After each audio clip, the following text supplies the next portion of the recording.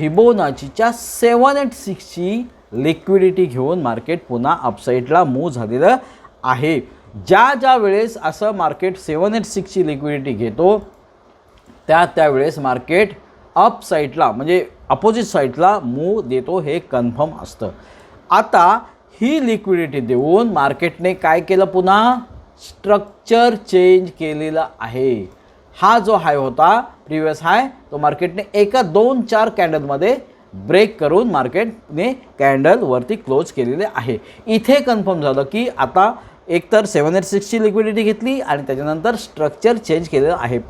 2 कन्फर्मेशनमध्ये मला हे कन्फर्म झालं की आता मार्केट इथून अपसाईडला बूम होणार. आणि त्याच वेळेस मी टेलिग्रामला सुद्धा मेसेज टाकला होता की मार्केट आता अपसाईडला बूम होण्याची शक्यता आहे.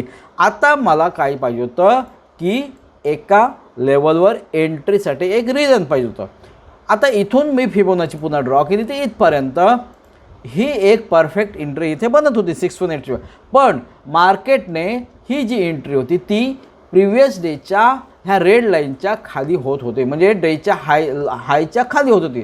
त्यामुळं मी ही एंट्री अवॉइड केली. का तर मार्केट इथपर्यंत इथे आहे तोपर्यंत मार्केट बेरिश साईडला जाऊ शकतो. ओके.